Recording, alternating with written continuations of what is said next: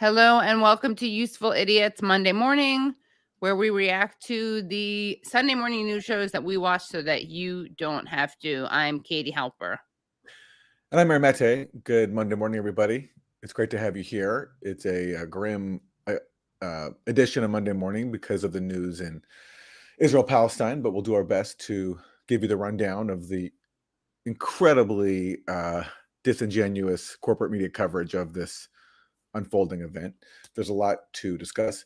A reminder, though, before we begin, usefulidiotspodcast.com is our website where you can go to get bonus content from the show and to keep it going. And you can subscribe to help us out and keep the show going. And of course, we urge you to like this stream, really, especially this one, because we just want to make sure. I think this is a pretty important episode, so we want to make sure people come to it. This is not an episode we're doing like self-promoting. We're so great, but this does help us get seen, and I think this is an important one for us to get out there.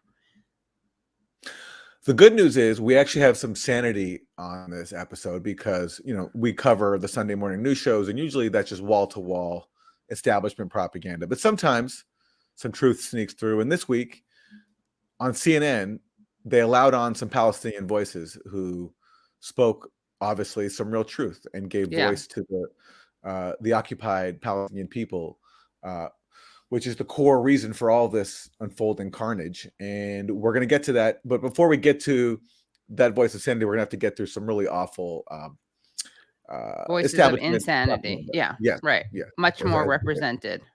Yes. So let's get to it. Let's start, as always, with the weekly recap from Meet the Press. Sunday morning, Israel. Good Sunday morning. Israel is at war after Hamas launched a surprise multi-front attack from Gaza, which Israel says has killed more than 300 and wounded at least 1,500. The timing adding to the devastation. It is the largest attack on the state of Israel since the 1973 Arab-Israeli war, almost exactly 50 years ago. The bombardment began with thousands of rockets launched into Israel. Hamas gunmen used explosives to breach the border fence, crossing with motorcycles, pickup trucks, paragliders, and boats. Israel's military confirms both civilians and soldiers have been abducted, taken as hostages into Gaza.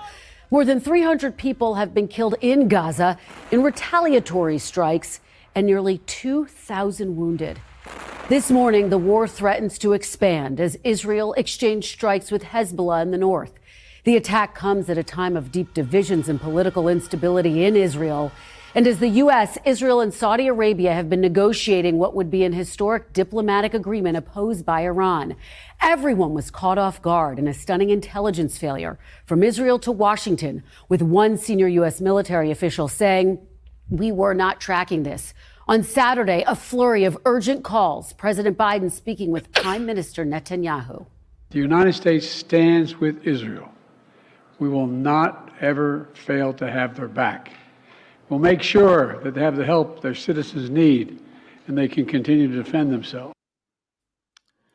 I mean, I wasn't expecting people to condemn Israel, but, they could do a little bit of like, we condemn violence on both sides. Our heart goes out to the people on both sides of this conflict. No, you didn't. That was being optimistic of me. Yeah, delusional. No. We're on the side of the occupier, and so only occupier lives matter. So that's who gets our condolences, and that's who also gets the right to defend themselves. And notice how you'll never hear a U.S. politician say Palestine has the right to defend itself. Right, the ones who legally do. Yeah, the ones who legally do, because if you're occupied, you have the right to defend yourself and to resist the occupation. And, look, the problem is because so much of the actual history has been buried, so many comments that seem benign, underneath them all is a whole series of basically of omitted context and falsehoods that obscure the real reality. So, for example, just take one example. Kirsten Welke there in that recap says that this could derail this ongoing U.S.-backed effort to normalize peace between Saudi Arabia and Israel. which is supposed to be some big diplomatic achievement that the Biden administration really wants because they need something for the re-election campaign, much like Trump had the Abraham Accords. This is kind of their version of that. But what that obscures is that actually Israel, if it wanted to, could have had peace, not just with Saudi Arabia, but all the Arab states and also Iran and the Palestinian territories more than 2 decades ago. Because in 2002, the Arab League endorsed what's called the Arab Peace Initiative, which basically the deal was get Israel to withdraw from all the occupied territories, the West Bank and Gaza, let a Palestinian state be created there, have a just resolution to the Palestinian refugee issue, and in return, all the Arab states will recognize Israel fully. Hamas later on tacitly accepted this proposal, not formally, but they tacitly accepted it by saying they would accept a state within the pre-1967 borders, which means you're not going to oppose a state within Israel's recognized borders of pre-1967. So even Hamas tacitly accepted this proposal, and Iran also accepted this proposal as well. Israel, though, has said they'll never accept that because Israel fundamentally chooses occupation and supremacy over peace and security. They do not accept the rights of Palestinians, the indigenous people of the land, to be there. And accordingly, they want to keep the parts of the West Bank where they've installed millions of Jewish settlers, including people who come from places like Brooklyn and other places that are not native to Palestine. That's the fundamental problem here, which Israel never accepts. And that's why you have all these constant flare-ups of violence like this. The difference this time is this was unprecedented. This besieged population with cut off totally from the outside world in Gaza, and the Hamas fighters managed to do something like this. That was unexpected, but it all comes from the same thing, and it's all part of that context of occupation and rejecting peace that everybody else accepts, the terms everyone else accepts. That's the problem here, and that's why you have issues like this happening. And unfortunately, we don't get that explanation from these shows. And they always pretend that had only the Palestinians done X or had only the Palestinians done Y, then ABC wouldn't be happening. And these are often things that Palestinians have already done. If only they tried to non-violently resist. They've stopped saying the whole non-violent, like where's the Palestinian Gandhi thing now, because that's a harder fiction to maintain, because in 2018, people of Gaza tried that with the Great March of Return. There's a great film about it by Abby Martin and Mike Presner called Gaza Fights for Freedom. They have footage on the ground, unarmed Palestinians marching to the apartheid wall, getting gunned down with U.S.-made weapons. Including medics, press. Yeah. People, snipers taking shots at these people. Yeah. And, we, speaking as the Western left, I do think we broadly failed Palestinians then, because that was a moment when I think we should have gone out in solidarity with them. Because what is more brave and heroic than non-violently facing down this occupying army and knowing that they're going to kill you? And there just back when that happened, there wasn't very many protests in the West. I don't know why. Yeah, that was, there's but relative silence. That was a real letdown. But yes, to your point, Palestinians, even when they do everything they're told to do, nonviolent protests, go to the International Criminal Court, go to the UN, they're told they can't. And so hence why you have violence like this. That doesn't justify the violence, but it does help show that no matter what Palestinians do, they'll be condemned. And always the West governments will take the side of the oppressor, of the occupier. Yeah. All right. Well, we have some Anthony Blinken, our great diplomat, non-diplomat, and he appeared on This Week. And let's hear what he has to say about what's important to do right now. War? Are we in for a long war? I think we have to start at the very beginning. For a long war? The challenge for Israel and the challenge for all who support Israel and oppose horrific acts of terrorism is, again, to take measures that provide for accountability for what's happened, and also to do our best to ensure that this doesn't happen again. And that is likely to take some time, and it's fraught with very difficult decisions for the Israelis to make. I don't want to speculate, get ahead, get into hypotheticals, but this is, now we're 24 hours or so into this. As I said, there remains intense fighting in the Gaza area. And the focus has to be on helping Israel recover the territory that has been taken briefly by Hamas, protecting its citizens, and taking whatever measures are necessary to avoid this repeating itself. So note that he says taking whatever measures are necessary, which is a total green light for Israel. Yes. Yes. That's a military green light. He doesn't mean, for example, when he says taking all measures to avoid this repeating, say using the U.S.'s overwhelming leverage over Israel to get it to end the occupation and stop the blockade of the Gaza Strip and negotiate a just resolution to the refugee issue. By the way, the majority of the Gaza population are refugees or descendants of refugees. And some of those towns that were attacked by Hamas fighters are former Palestinian villages where people of Gaza used to live in those places before they were expelled. You don't see Anthony Blinken as a diplomat ever talking about trying to address those issues, because that really would help this not happen again. If you actually address the grievances and the fundamental crime of displacement and occupation. But Blinken is devoted to continue the occupation, so he won't touch. He won't even acknowledge it.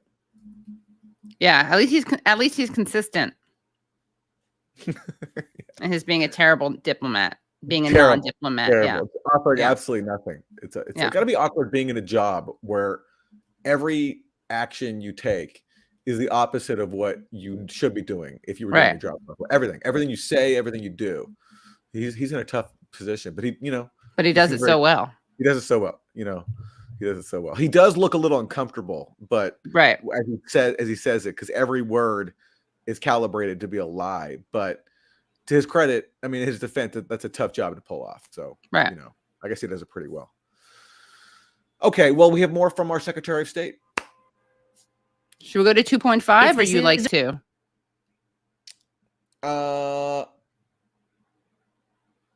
We can do this one if you like it. Yeah, let's do this one. Yeah. All right. Yeah. If this is a prolonged attack, what kind of humanitarian crisis are you expecting here and impact on civilians? Well, we've seen this, unfortunately, repeat itself, although the magnitude, the scale of what Hamas did here is something we haven't seen before. But in prior instances, those who have suffered along with the victims of terrorism are civilians, including in Gaza. And whatever Israel does in Gaza, as always, we look to it to do everything possible to avoid civilian casualties, something, of course, that Hamas doesn't do. On the contrary, not only does it not seek to avoid them, it deliberately targets civilians. Okay, so this is a classic act of projection. Israel, one of the most advanced armies in the world. There's so many human rights reports that document this, from Human Rights Watch, Amnesty International, B'Tselem, obviously all the groups that operate inside of Gaza. There's a group called the Palestinian Center for Human Rights, exhaustively documents all the times Israel's deliberately targeted, all the times Israel's deliberately targeted Palestinian civilians in Gaza. It's going on forever. It's an overwhelming fact. And yet Blinken pretends as if actually this is Palestinians that are always deliberately targeting Israeli civilians. And Israelis are not. Yeah. It's just, Yeah. It's gunning down Israelis in the streets, in their homes, and as I said, dragging them across the border in Gaza. So there's absolutely no comparison, but we look to Israel, as always, to apply the highest standards when it comes to avoiding civilian casualties in anything it may do in Gaza. I mean, what can you say? There's been so many periodic Israeli massacres in Gaza that it's hard to keep track of all of them. But for example, 2014, there's that full summer, hundreds of Palestinians killed. For example, there was remember the images of the 4 young boys playing soccer on the beach in Gaza? Where a missile collided with them, or however the media phrased it. Yeah, the New York Times had some headline that was like "Missile meets young beachgoers" or something ridiculously offensive. There's just so many examples of this. And then, of course, as we talked about earlier, the Great March of Return, when just unarmed demonstrators were gunned down by the dozens and hundreds with U.S.-made weapons. And you will not see Blinken corrected on this because the media just completely goes along with it, as they have forever. Okay, well, listen, we have more Blinken to get to. And of course, because we're talking about a global calamity, there has to be some way to connect all this to Russia and Ukraine. So here is Blinken about that.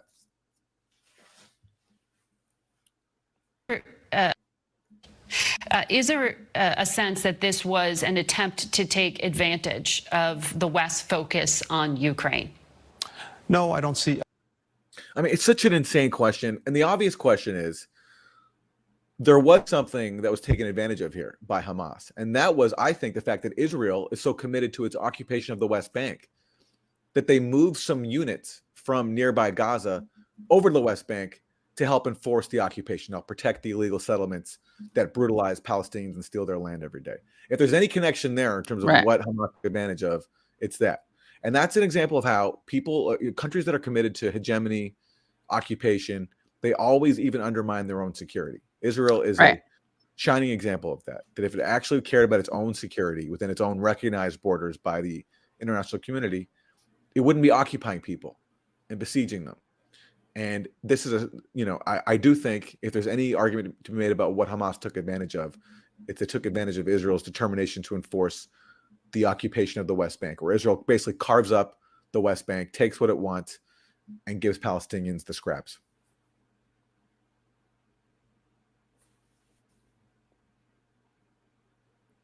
I don't see that. I think, look, we don't. We'll have to see as we learn more what the motivations were and what they are. But here's one thing that's clear. We've been actively working on trying to help Israel and Saudi Arabia normalize their relations, as well as Israel broadening its relationships with many other countries in the region and beyond. Very hard work, and not clear that we could get there, but if we could, it would really change the prospects of the entire region far into the future. Okay, we're good with this clip now, Wilson. Another way the U.S. has been helping Israel sort of normalize in the Middle East is helping Israel bomb Syria every week, pretty much, like bombing the airports, bombing ports, like killing soldiers, killing civilians, further suffocating Syria after the 10-year war. It's like, so there's this line that, we're trying to get Israel integrated into the region and things were changing before Hamas did this. No, actually what was happening before was business as normal, except the Biden administration was trying to buy off Saudi Arabia to get it to normalize with Israel, but maintain Israel's conflict with everybody else, especially anybody else who actually fights back, which includes Hamas and Hezbollah and Syria. That was this new Middle East that Blinken was trying to push through, but this derails that. I like this comment. Israel needs to normalize relations with Palestinians. Absolutely. Yes, absolutely. Imagine that. Okay. I think we have more from Blinken. Yeah. Yes. Okay. So listen, how do Republicans, Katie, respond to all this? What is their criticism of the Biden administration here? By blaming them for their Iran deal, which funded Iran to fund this. Yes. So somehow, because Biden recently allowed Iran to access its own money that the U.S. had stolen as part of a deal to release prisoners in both Iran and the U.S., somehow this makes it the fault of Iran and therefore the fault of the Biden administration for making this deal with Iran. That is the current line. And so Blinken was asked to respond to that. Mr. Secretary, as you know, Republican candidates have been criticizing the administration for the deal that you just struck with Iran to release 5 American detainees in exchange for some Iranian detainees, as well as releasing $6 billion. Your officials have already said Iran has not yet seen a cent of that money. But how do you respond to Republican critics who say that that deal funded the attacks on Israel? Well, it's very unfortunate that some are playing politics at a time when so many lives have been lost and Israel remains under attack. Here are the facts.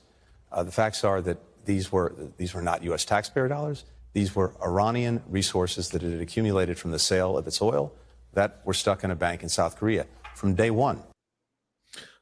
when he says the Iranian resources were stuck in a bank in South Korea, that's a really benign way of saying we stole their money. Yeah. They were just stuck. Like He's being what happened was- humble there. He's being Yeah. very humble. But it's like, but he's making it sound as if the Iranian resources were like in a traffic jam. They were like Right. just making their way through, and then they got stuck in a bank. They had a detour. But anyway, he's allowed to sound, somewhat rational here because Republican criticism is so insane. Yeah, right. They're You such know. nut jobs. Yeah. They're such Which- neocon ghouls. They're such neocon ghouls, such fanatics that then it allows this neocon ghoul, Right. who It's true. slightly on this issue less unhinged, to sound like he's being rational. It's Right. It's neocon ghoul relativism. Yeah. So pathetic. all right. That's enough of that. But let's go on to, speaking of neocon ghouls, Nikki Haley. Oh my God. She's making a not lot- accepting what Blinken is saying. She's Yes. not picking up what he's putting down. Let's hear what she Down has to with- say. I want to drill down with you on some of those divisions. Yesterday, almost all of your Republican rivals blamed the Biden administration for this attack, as I just discussed with the secretary, citing the deal they made with Iran. You just saw the Secretary of State effectively say there is no link between that deal and the horrific attacks that unfolded yesterday. Do you think it was irresponsible of your rivals to level that allegation without any evidence or proof? I actually think it was irresponsible for Secretary Blinken to say that the $6 billion doesn't weigh in here. I mean, let's be honest with the American people and understand that Hamas knows and Iran knows they're moving money around as we speak because they know $6 billion is going to be released. That's the reality. When I was at the United Nations, you saw that when those planes full of cash sent by Obama to Iran, I went to the International Atomic Energy Agency. I met with them. What happened was those funds were sent to Hezbollah in Lebanon. They were sent to Hamas in Gaza. They were sent to the Houthis in Yemen. They go and spread terrorism every time they get a dollar. It doesn't go to the Iranian people. It does go to terrorist attacks. And Secretary Blinken's just wrong to imply that this money is not being moved around as we speak and yet, to Ambassador, hurt those that love freedom. And yet, Ambassador, there's just no proof of that yet. This is just the hours after that immediate attack. Is it irresponsible to level that charge when you really don't have any evidence of that at this point in time? The evidence is, look at what the Iranian people have done to freedom-loving people around the world. Look at what the Iranian people, the Iranian regime has done to threaten Israel over the years. To think that they're not moving money around. Okay, that's an extraordinary line. So yes, she has no evidence. But Well, the evidence Aaron, is that does she not have Iranian- evidence? Yeah, the Iranians hate freedom-loving people. People, right. That's the Which is evidence. the- That's a smoking gun. First of all, I mean, governments, if you respect sovereignty, have the right to do whatever they want with their military spending. I mean, the U.S. wouldn't accept Iran dictating to the U.S. how the U.S. can spend its weapons. So, for example, the $6 billion figure, that's how much about the U.S. gives Israel every single year in military aid and other assistance that can be used to brutalize Palestinians. But no one ever chides the U.S. and demands that U.S. funds be frozen and get stuck in South Korea inside banks. And again, if you want to talk about funding terrorism, just look at what the U.S. has funded when it comes to targeting Iran itself. Right. The coup in '53, you had the U.S. shooting down a Iranian passenger jet in the late 1980s, killing well over 100 civilians. You had the U.S. funding and arming Saddam Hussein when he was terrorizing Iranians. You have U.S. support for the MEK. People like Nikki Haley, John Bolton, Mike Pompeo speak openly at conferences organized by the MEK, which is a terror organization inside of Iran. So again, it's a case of projection and the idea that somehow, I mean, it's true. Look, if you talk to Iranians, my Iranian friends have a lot of criticism of their government, Right. and yes, they are critical of what their government does and how it neglects its own people, while also recognizing that the U.S. sanctions play a very, very big role. But the U.S., which spends a lot more money around the world on weapons that kill people, is not one to talk. And if you even read how U.S. intelligence writes about Iran, it's recognized that Iran's foreign policy is it's defensive. It's not trying to occupy foreign countries the way the U.S. does. It's trying to actually protect itself against threats to its existence, some of which have been fueled by the U.S., such as ISIS, for example, which was really empowered by the invasion of Iraq and also the dirty war in Syria. So if Nikki Haley really cared about how Iran spends its money, he would immediately stop threatening Iran, as has been U.S. policy for decades now. Yeah. I wouldn't hold my breath, though. But it's so revealing that she says this about, like, I know she said it's the Iranian people. It's the Iranian right. people. She doesn't Iranian even say people. that the regime. She says the regime, but first she says it's the Iranian people. Yeah. Well, she caught herself because who she's really targeting are the people. It was a Freudian slip. Exactly. Yeah.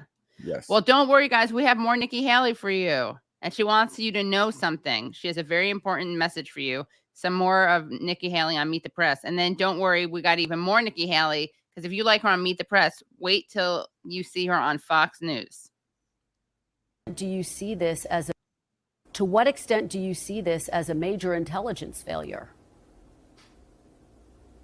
Well, I think that there will be a time and place to deal with whether it was an intelligence failure. I think right now what I want the American people to know is just imagine the Israeli people woke up to seeing their own citizens dragged in the streets, the elderly, children, women taken as hostages, whole families murdered. And so now today, the Israeli people and the country are having to face the fact that their loved ones are being deployed, that they are having to go. You know, does she ever ask Americans to imagine waking up to being a Palestinian with your entire family destroyed by the actual Israeli government? Or is that not an exercise in which she has any interest? It's a great question. And she can't even conceive of that exercise of putting herself in the place of a Palestinian because she doesn't recognize their humanity. Right. Right. Go to the front lines to defend their country, that businesses are having to be shuttered because their workers are leaving to go defend the country, and because they've had a massive terrorist attack. And so I think that prayers for determination and strength for the Israeli people. But what I want the American people to know is what happened when they were dragging those people in the streets? What happened when they were murdering innocent Israelis? The Hamas and the backers who support them, the Iranian regime, were chanting death to Israel, death to America. That's what we have to remember. We are united with Israel because we are united because both Hamas, Hezbollah, the Houthis, and the Iranian backers, they hate us. And we have to remember that what happened to Israel could happen here in America. And I hope that we all unite and stand with Israel because they really need us right now. Quick follow-up there, Ambassador. Does that mean that you are concerned about potential attacks on the home front in the wake of what we saw in Israel? I have been. You can never miss an opportunity to show fear.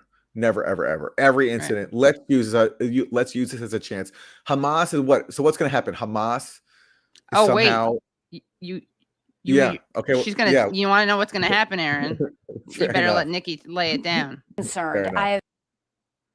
Sorry. Go ahead. I've been terribly worried about the fact that Iran has said the easiest way to get into America is through the southern border. We have an open border. People are coming through. They're not being vetted. We don't need to wait for another 9/11. You also look at the fact that, Kristen, America is incredibly distracted and incredibly divided. And when America's distracted, the world is less safe. And look at what happened to Israel. They waited for them to be distracted. And that's when your enemies move in. America needs to wake up. We need to put this negativity and division behind us. And we need to focus on national security for ourselves and for our friends and start thinking about what it's going to take to get America strong again. They will be coming through the southern border, Aaron, to answer your question. Yeah, I don't know when Iran said that the easiest way to get into the U.S. to the because you haven't been paying attention, Aaron. You've been distracted. You need to wake up. I missed that. Yeah, I missed that. The problem with Nikki Haley is she says so many lies in such a short amount of time, right? That your head spins a little bit when you listen to her because you can't correct everything because there's just so much dishonesty. Right. Yeah, how do you fact check? Yeah, but again, if she really cares, she talks about all these groups hate America.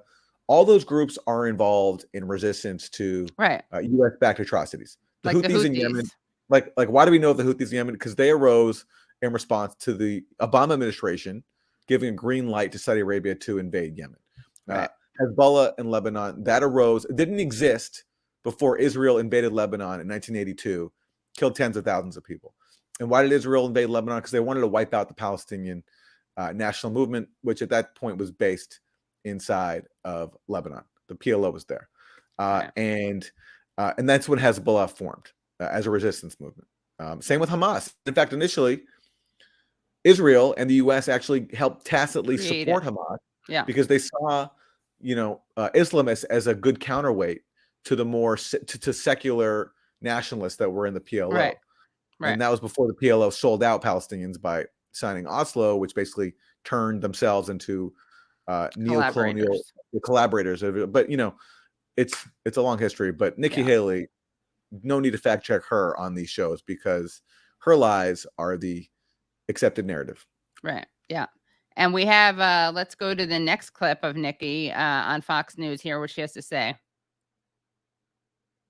Us just as much. And what we have to understand is this is the reason that we have to unite around making sure our enemies do not hurt our friends. America can never be so arrogant to think we don't need friends, just like we needed them on 9/11. That's why Ukraine needs us when Russia's doing this. That's why Israel needs us when Hamas and Iran are doing this. And I'll say this to Prime Minister Netanyahu, finish them. Finish them. Hamas did this. Iran's behind it. Finish them. They should have hell to pay for what they've just done. Finish them off. Finish them off. Finish them. That's what she says on Fox News. You're muted. And meanwhile, what did the Israeli defense minister say just today? He said that we've ordered a complete siege of Gaza. No food, no fuel. We're fighting animals. Right. That's what the Israeli defense minister said. Right. And a member of the Knesset said that they need to have a Nakba that puts the past Nakba to shame or something like that. He called for Nakba, which is, of course, the destruction of Palestinians. Well, that's amazing because usually Israeli politicians deny the existence of the Nakba. So this is 1948 when hundreds of thousands of Palestinians were ethnically cleansed. Their homes were stolen. Israel came up with this fake version of history where somehow all the Palestinians left their homes voluntarily because they wanted to help the Arab states who were intervening wipe out all the Israelis, which is such a lie. Palestinians were ethnically cleansed in horrible atrocities. Anyway, that's called the Nakba for people who don't know. And Israel usually denies the Nakba, but I guess now because they want another Nakba, now they're willing to admit that it happened. Yeah. Right. But it's refreshing that she just says, it's disgusting to say finish them, but it really undermines the claim that she's on the side of civilization and respect for human life. It's so barbaric. Isn't that like a line from Gladiator or something? Finish him or something like that. It is actually. Yeah. These are, as you said before, these are neocon ghouls. Yeah. And they're bloodthirsty. And they derive, we all look for different things to derive meaning in life. For these people, their meaning is killing innocent people and dominating them. That's how they derive meaning. And so when someone views the world that way, they can say ghoulish things like that. And we're talking about what? We're talking Gaza. We're talking about children. This is a majority of the population of Gaza are now children, living in a ghetto that they can't leave, that lacks all the basics. Most people there don't have clean drinking water. Most people are unemployed. You can go on and on and on. It's an open air prison, as even Israeli officials admit. And now Nikki Haley wants to go finish all the prison inhabitants, all the concentration camp prisoners. It's amazing that that's allowed on TV. Okay, well, we have more from the GOP.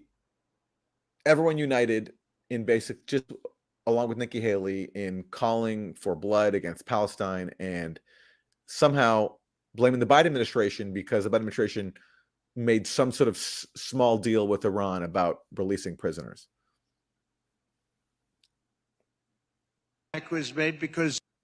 The Israeli attack was made because we are perceived as being weak and ineffective and with a really weak leader. The Iranians are funding Hamas and Hezbollah and all these groups, and they're funding it in part with money that they've gotten because of the Biden administration's weak policies. This is what happens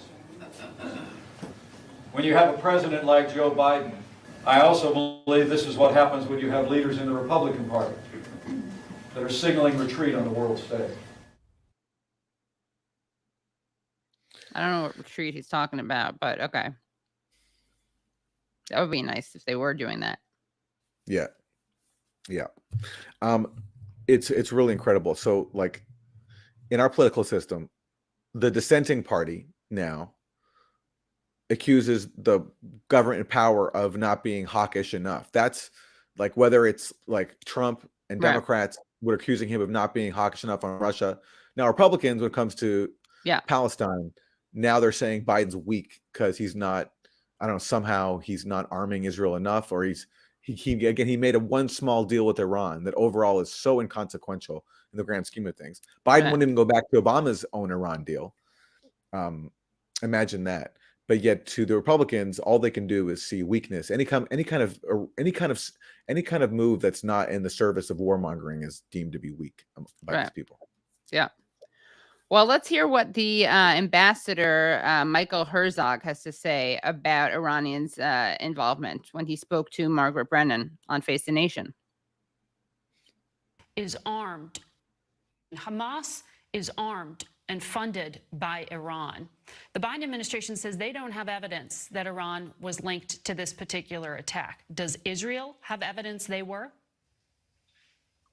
Well, we suspect Iranian hands behind the scenes. As you know, Hamas and Iran are closely tied. Iran provides material support, funding, weapons to Hamas.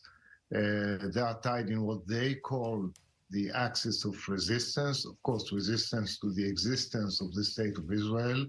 They are part of the same coalition. So as far as we are concerned, this is an Iranian-led coalition, and we suspect that Iran is involved. Does that mean Israel will take the... You know what he says there about an axis of resistance to the existence of Israel? It's not true. It's not true. All of these groups have signed on to that Arab peace initiative that I talked about earlier, where they would accept a Palestinian state within the 6-7 borders, the West Bank and Gaza. It's Israel, backed by the U.S., that rejects the existence of Palestinians. That's the fundamental problem here. And that's why they call themselves the axis of resistance, is because they resist Israeli attacks. In case of as I mentioned earlier, Hezbollah formed after Israel invaded Lebanon. Hamas formed in the Gaza Strip after years of occupation. These are, no matter what you think about their actions, resistance factions. And by the way, look, I don't know at this point what percentage of the population of Gaza supports Hamas. I suspect it's not very high. It was high initially because the corruption of the Palestinian Authority was so high, and they sold out the Palestine liberation cause that forced people in Gaza to turn Hamas. Now Hamas internally, from what I understand, is pretty brutal. And I don't know to what kind of support they have at this point. But to say that all this is trying to wipe out the existence of Israel, it's not borne out by the facts. Israel could have had peace if it just accepted what the whole world accepts as the solution, or did accept as the solution for a long time, which is 2 states, one in the 6-7 borders of Palestine and one in the 6-7 borders of Israel. Okay. That is good for the ambassador. And what are the U.S. doing in terms of de-escalating? Well, they're moving in military aircraft. Did we show what he said he's going to do to... I think there's one more piece we want to show now. Sure. Yeah, sure. Yeah. Fight to Iran. Hold on, rewind a little bit. Yeah. Iran is involved. Does that mean Israel will take the fight to Iran? I'm not going to say what exactly Israel is going to do, but I would just say that whoever strikes Israel will strike back. Which is why it's so important to create the narrative that they've struck Israel. Thank you, Margaret Brennan, for that really helpful question. Egging on an Israeli attack on Iran. Yeah. She loves doing that. Yeah. Really, really helpful intervention. Yeah. Sir, will you commit to a World War III right now, please? Right now, right here, right now. Yeah. Yeah. Yeah. So we actually have some military plans, right? From the We do, United yes. States. Yes, the U.S. is going to help calm the situation by sending in more military aircraft and equipment, which is always a recipe for calm. For peace, yeah. News amid Israel. Following some breaking news amid Israel's war with Hamas after that surprise attack yesterday. NBC's Courtney Cubey joins me now with more on what she's learning. Courtney, we talked about this about an hour and a half ago, so what have you learned since then?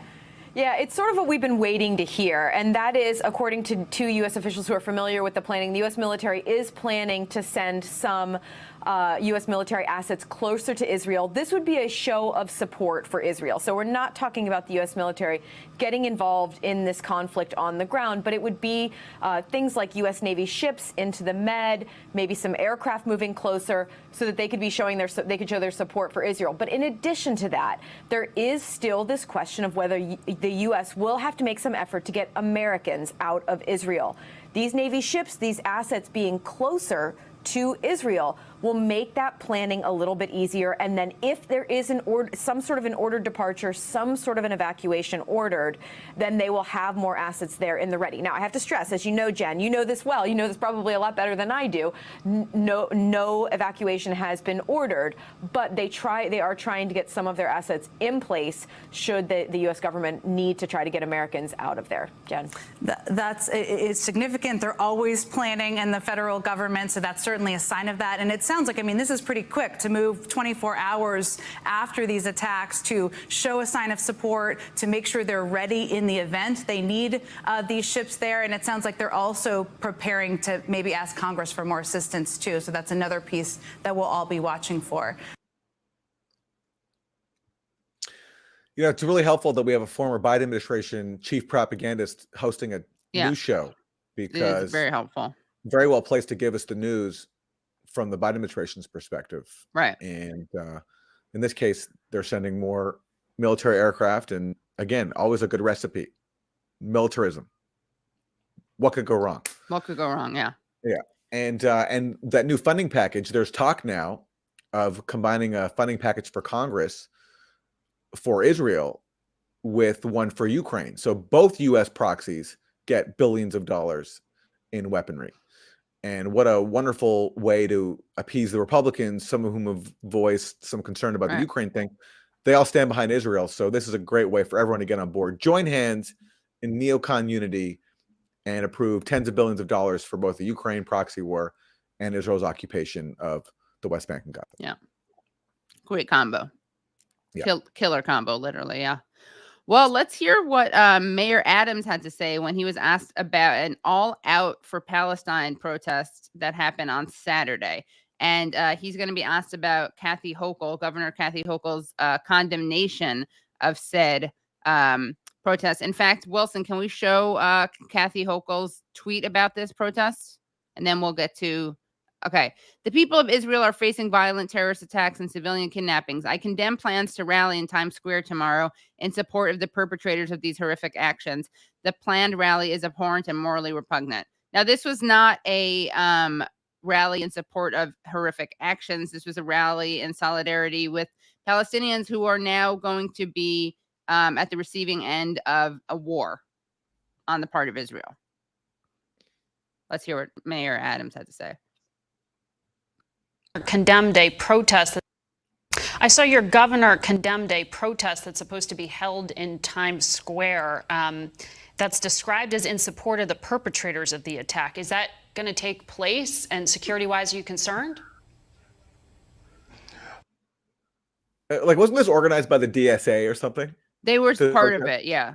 Yeah. So it's like, if you're going to describe the protest, why don't you say, yes, she says, who described it? as in support of the perpetrators.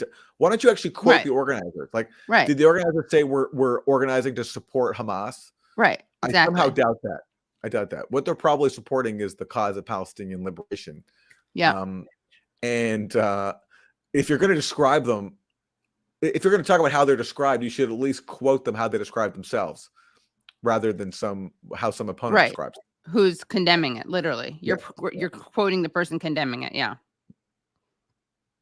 I was briefed this morning with the elected officials, and I communicated while I was abroad with my police leaders to make sure that we will monitor the protests here in the city. One has the right to protest, even if I strongly disagree with any form of celebrating such a horrific incident like this. But we are going to monitor to make sure that people do it in a peaceful way. They're going to be, I'm sure, pro-Israel organizers as well, and we're going to make sure that people abide by the law. Also, Okay, yeah. Sorry, At least he keep going. acknowledged people have the right to protest. I know, that was crazy. That's a good reminder. That's a good reminder to some Right. people who forgot that. And I misspoke, by the way. I said Saturday. Obviously, it was Sunday because it happened after these. Newsweek had the wherewithal to actually look at the language of the posters for the said event, for the All Out for Palestine event, and what it said. For instance, a post made by the People's Forum of New York read, tomorrow, join us to stand with the people of Palestine who have the right to resist apartheid, occupation, and oppression. Yeah, exactly. Margaret Brennan could have quoted that. Instead, she chooses to falsely claim that this is like a rally in support of Hamas. Right. And look, I mean, every year, not as much or not as vocally as it used to be, because it's harder now to support Israel because of just how obvious the brutality is of the occupation. Right. But there's pro-Israel marches in New York every single year. You never hear mayors and governors and corporate TV pundits raising concern about people marching in support of ethnic cleansing and occupation. No. You never have that. But interesting that this caused that much alarm. Yeah. In this case, people don't. Yeah. Well, I think let's go to clip 11. Let's hear what Dana Bash had to say of CNN about what happened. And this is Dana Bash of State of the Union. 2023. For every Israeli, October 7th, 2023. For every Israeli, it's a date that will echo an eternity for its brutality and the country's return to war. Sounds a generation of Israelis hadn't had to live with are now the soundtrack to their new reality. How about Palestinians? Have they had to hear those sounds? Yeah, well, actually, they do all the time, which is why it doesn't stand out. It doesn't stand up for them. It's normal. So it's normal and for acceptable. The indigenous population of the territory to hear military sounds and be at war and be bombed and imprisoned, but not for the occupiers. And now we have to commemorate the occupiers experiencing some terrorism, right? Not the occupied experiencing terrorism every single day, right? For well over 50 years. The back and forth of bullets. The blare of car sirens. The lingering quiet amid the smoke trails of black soot, the telltale signs of artillery-ravaged buildings. The new war is barely a day old, and the death toll in Israel is already impossible to bear. More than 600 dead. I mean, have any Palestinian death tolls ever been impossible to bear, in Dana Bash's opinion? No, the answer is no. Has she ever made comments about this when Palestinians are killed? No. Timing, 50 years after Israel endured a war with multiple Arab nations, is pointed. In the half-century since, much has changed. The cruelty has not. This next picture you cannot unsee. It is very explicit. You might want to look away. It is from the Nova Music Festival. Jewish bodies lined one by one in a tent after Hamas terrorists indiscriminately slaughtered dozens, maybe more. In Judaism, we say a prayer.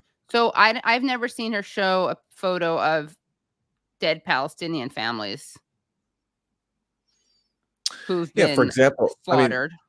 I mean, for example, in 1948, there were massacres such as Deir Yassin, where an entire village, a Palestinian village, was massacred, and the the record of that has been erased. It exists inside Israel, but it's been buried because Israel covers up those crimes. Right. Although some Israeli historians have gotten access to the archives and written about it. But and you can go on and on and on throughout all the years of all the massacres, all the atrocities that have Right. occurred. These Did never she show get, the bodies of the people? I mean, even more recently, right? Did she ever show the bodies of those who were shot and killed during the March of Return? exactly. Certainly not in some sort of emotional sermon monologue on TV, honoring them like she's doing now. Yeah. So she's basically saying that she normalizes violence against Palestinian civilians, but she opposes violence against Israeli civilians. That's the message here. Yeah, and let's go back to her to hear how she wraps this. The dead, the Kaddish. Today Wait, there are hold lots on, of you've got to families rewind a whose little faith bit. is being tested. Well, okay, hold on. In Judaism, we say a prayer over the dead, the Kaddish. Today, there are lots of families whose faith is being tested as they say those words. May the one who brings peace to the universe bring peace to us. So imagine if a journalist and anchor said words from Islam after Palestinians were killed. It would just, I mean, you can't even conceive of it. Yeah, like a Muslim anchor, they'd be fired probably. Yeah. Yeah. It wouldn't happen. And they'd be called terrorists. That's true. And theocrats. Yeah. I mean, it's a nice prayer. Yeah, of course. Sure. It is. I'm all for it. But if that's the case, then she should start interviewing Palestinians about how peace could actually come. And the key step is ending the occupation, ending the besiegement, stopping the incarceration of millions of people in the world's largest open-air prison. I mean, will CNN feature those voices except rarely?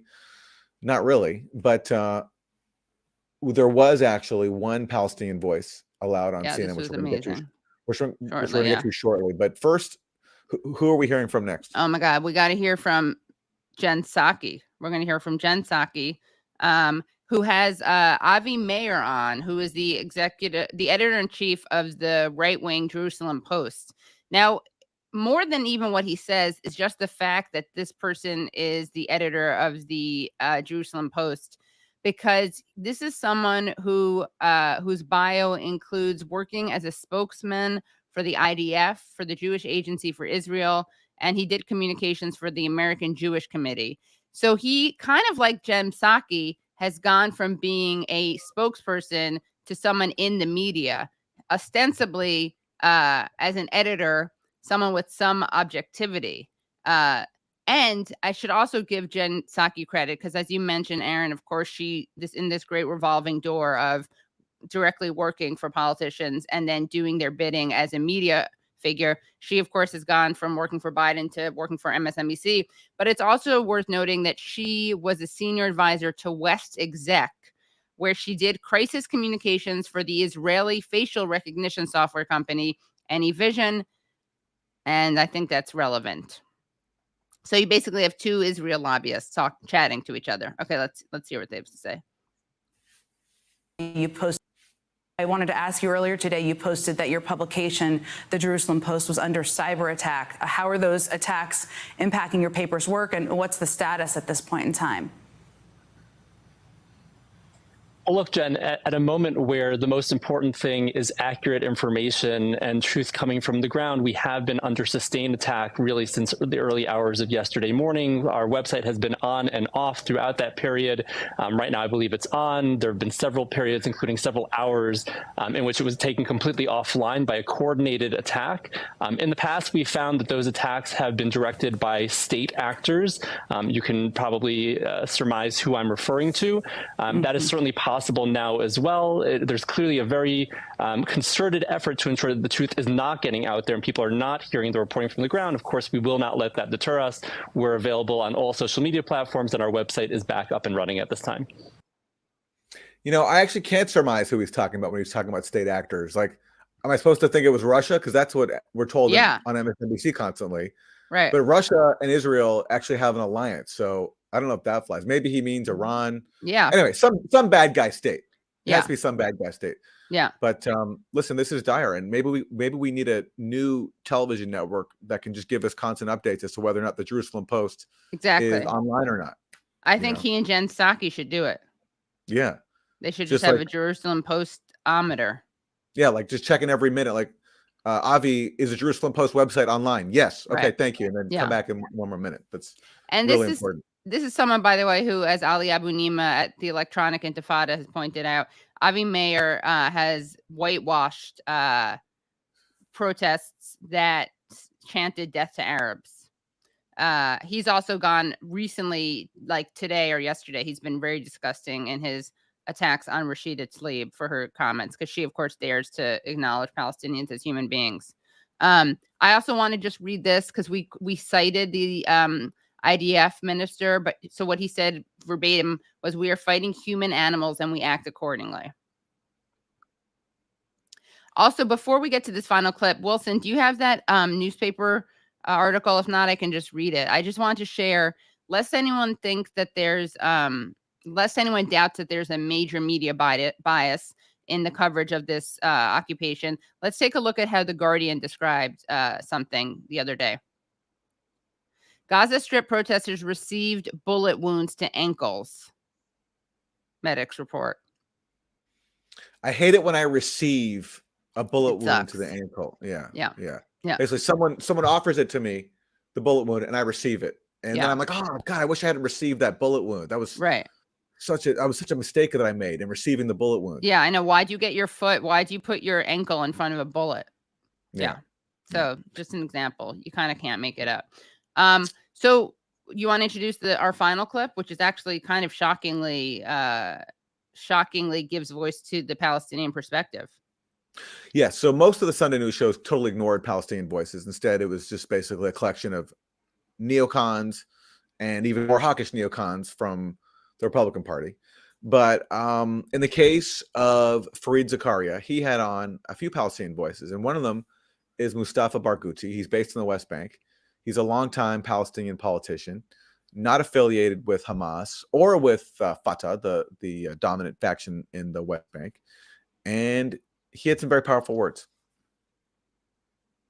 You see today is a reaction to several things. First of all, settlers' terrorist attacks on Palestinians in the West Bank that has evicted already 20 communities in an act. Did we start this? Yeah. I made it. I wanted to start earlier, and then of ethnic cleansing. 248 Palestinians who were killed by the Israeli army and settlers in the West Bank, including 40 children. Attacks on the holy sites, the Muslim and Christian holy sites, by Israeli extremists, as well as declaration of Netanyahu that he will liquidate the Palestinian rights and the Palestinian cause by normalization with Arab countries. And he dared even to go to the United Nations and carried in the United Nations a map of Israel, which included the whole of the West Bank, all of Gaza, all of Jerusalem, as well as the Golan Heights. He declared the annexation of the occupied territories. So, of course, Palestinians turn to resistance because they see that this is the only way for them to get their rights. The question here is not about dehumanizing Palestinians as is happening and calling them terrorists. It's about asking the question, why the United States supports Ukraine in fighting what they call occupation, while here they are supporting the occupier who continues to occupy us. Which Fareed Zakaria seems shocked to hear that question. Yes. Because you're not allowed to assert the Palestinians have equal human rights. The whole premise of Israel, it's based on supremacy. What did B'Tselem call Israel? Basically, state of it's a Jewish supremacist state. Yeah. B'Tselem, the Israeli human rights organization, by the way, which people love to write off Amnesty International, Human Rights Watch as anti-Semitic. I guess B'Tselem must be self-loathing Jews. Yeah, B'Tselem has been active for a very, very long time and is the leading human rights group inside of Israel. And that was their term, the Jewish supremacist state, and that's what Israel is. Yeah. It took a lot of people way too long to recognize that, but at least it's acknowledged now. Yeah. Okay, well, we have more from Mustafa Barghouti. Yeah. Arrested, and that's the life we have. Look, Farid, we have lived all our lives under occupation. My father lived under occupation. My daughter is living under occupation. We want a time when we, the Palestinians, will be free. Hamas was not there 30 years ago or 40 years ago. But before that, PLO was described as terrorist. Any Palestinian who struggles for his right or for freedom is described as terrorist. And the question here, do we have the right to struggle for freedom? Do we have the right to struggle for real democracy? Do we have the right to have normal democratic elections, which unfortunately Israel and the United States don't support? I think we are entitled to that. But the unfortunate thing, if we struggle in a military form, we are terrorists. If we struggle in a non-violent way, we are described as violent. If we even resist with words, we are described as provocators. If you support Palestinian and you are a foreigner, they describe you as anti-Semite.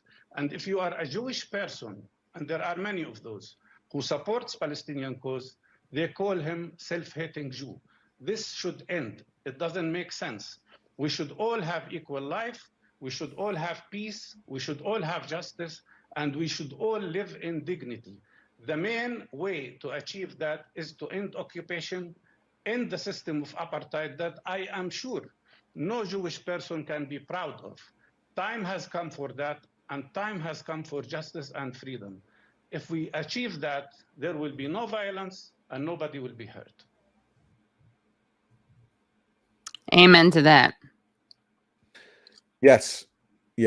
And corporate news outlets should follow Fareed Zakaria's lead and let Palestinians speak for themselves and give them more time than they give to Israeli government spokespeople, because they're the ones who are occupied. And also, historically, they're the ones who've been denied the right to speak for themselves. If you look at media coverage, it's overwhelmingly pro-Israeli government. And if people let Palestinians speak for themselves, they'd have a more of the accurate information they need to make their decision about this conflict and how to resolve it. So that won't happen, but it's good to see an exception. Yeah, it is good to see an exception. Thank you, Patricia, for your comments. Also, really want to encourage people to like this stream, this one in particular, because I think people need to see and understand. It's very hard to understand media bias when you don't know how they're distorting reality. So I think this was a very important stream. And also subscribe to our YouTube channel by hitting subscribe and then the bell, because we don't want you to miss things like this. And I think that's it, right? That is it. Thanks so much for joining us, everybody. We really appreciate it. And we'll see you next time. Bye, everyone.